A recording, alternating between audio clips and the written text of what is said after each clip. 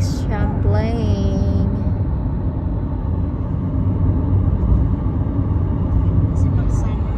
Saint Anne Sharon. Magsimba tayo man. Maghanap tayo ng parking.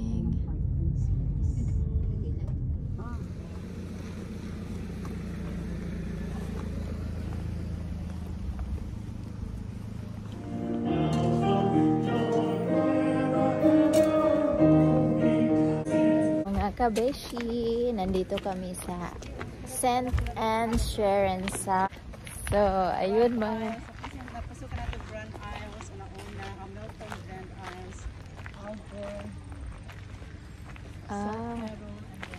Dito actually yung actual chapel. ano kami, punta kami doon, titingnan namin, mag-iikot muna kami dito sa loob ng Saint Sharon. Tapos na kami nag-simba.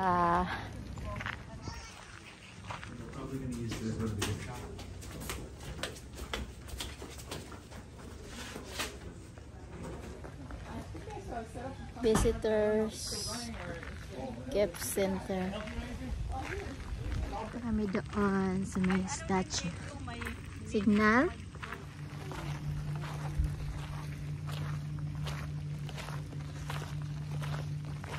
Ikot lang kami dito sa Saint Anne Sharon. Nice view.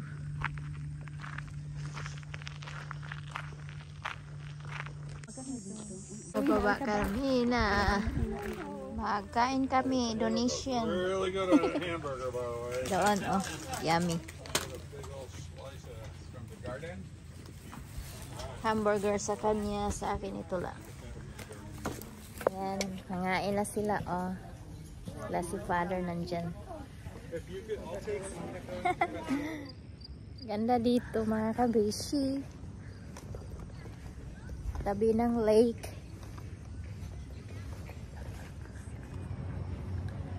Ganda, oh. So mamaya mga kabeshi, pupunta kami doon sa meron daw ditong yung magwi-wish ka. Oo. So puntahan namin mamaya doon.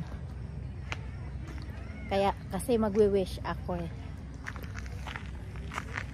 First time ako nakapunta dito eh. Dito may coffee, restaurant, visitor center, gift shop. So, nice dito. Tabi ng lake. Peaceful. Pasok po kami mga kabishi dito sa simbahan.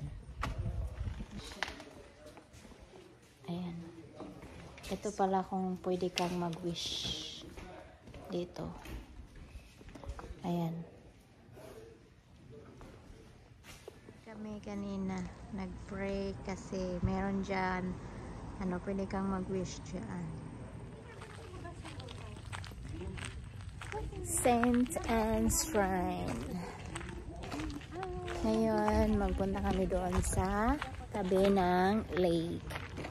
Ayan, nandyan lang. Nagbabike. Dahil Sunday, pwede mag-parking dito na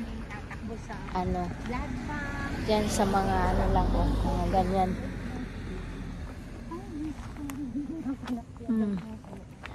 Ayan, pupunta kami doon.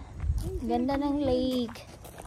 Tingnan mo yung kanilang ang cute, mga luma na talaga, noong unang panahon pa yata ito eh. Many years ago pa siguro itong mga to. Kasi hindi makita kung nasaan yung grid. Ayan. Tapos ang dami ng dugong na wala. Champlain. Oh, Manuel D. Champlain. Hello! This is Manuel D. Champlain. That is the toe. Thank you. Oh, Manuel D. Champlain. Hello! This is Manuel de Champlain. That is the toe. Thank you. Wow! Amazing place. Wow, ang ganda naman. Ito siguro yung sa mga ano.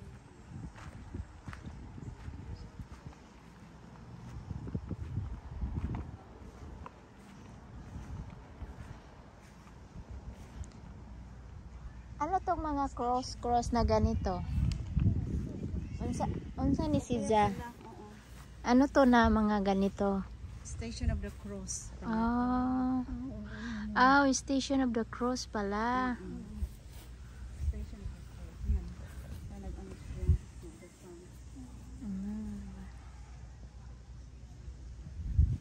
Oh. Ayun pala. Station, kasi may mga cross pala sa palibot tapos ito. Oo.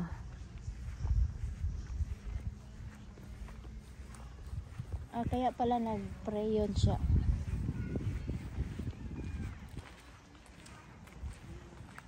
Ayun si Jesus. Picture kaya tayo. Ayan, Station of the Cross. Dito sa Saint. Alright. Okay na? And ito yung mga kasama ko. Si Bona, si Kim, at si Maria. Mariam. Tapos photo naman photo. Ayan. Yan, picture phone. Joy. Wow, ang ganda. Ang ganda ng alon.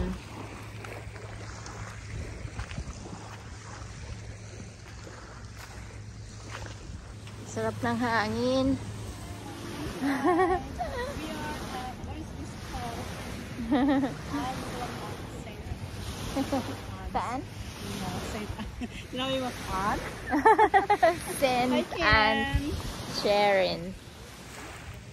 Mayroong boat na paparating. Wow! Layo. Ganon ang zoom. Charot.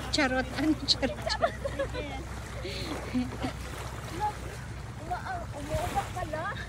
Oh, kasi nasa tubig ka eh. Oh, thank you. Dito kami sa ano. Ayan, magandang picture. Nag-ano na sila. Ay, meron. Kayaki sila nagkayaki. Ang sarap mag-ano dito, sasakay ng boat o kaya jeep. Ano mo yun? Mga kayak. Ang sarap maligo. Oo nga. Hindi siya malamig. Hindi malamig. Oo. Pwede pala maligo tayo. Ang linaw ng tubig mga kabeshi. Kabeshi, may sign po dito na sabi swim at own rest. Mag-swim daw. Yan, napakaganda. Kaganda mag-swim. Marami nang nag-swim doon, banda doon. Alam mo ba yung nagpunta kami ng Pensacola, Florida. Tapos yung ganda. Bababa tayo. Tingnan natin to kung ano to dito, mga kabeshi.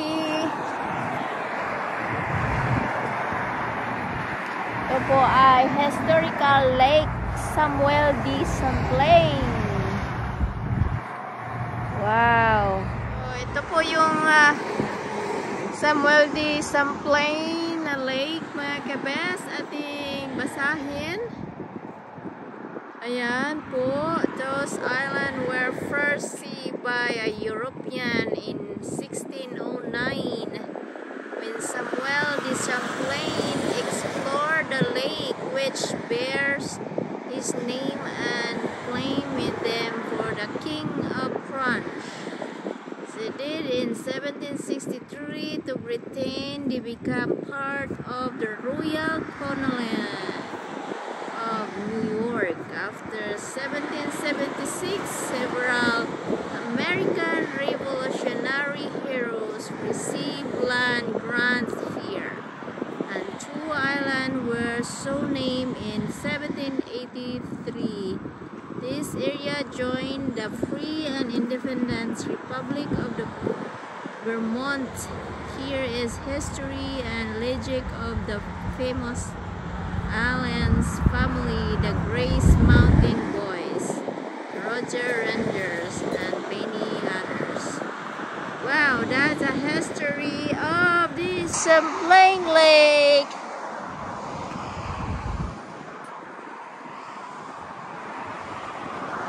We have another things right here. This flag is memorial to those who lost their lives in the attack of September 11, 2001. Ayan. Marami pong babasahin mga kabisi, kaya kayo na lang magbasa. Ayan.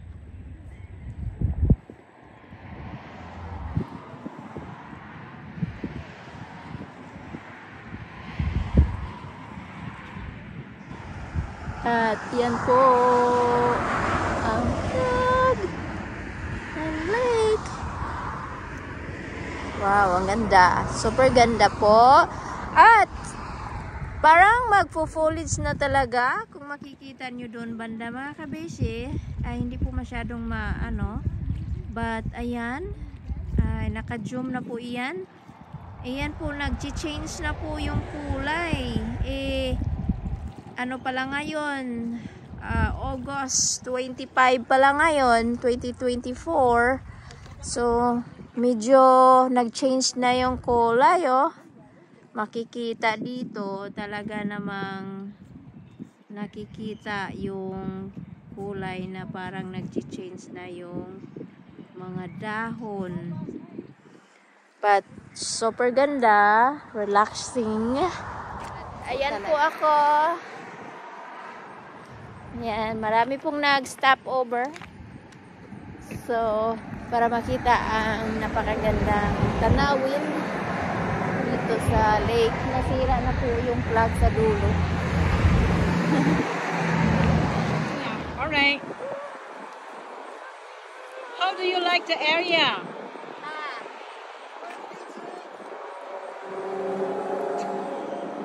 Ano daw? Hindi ko alam.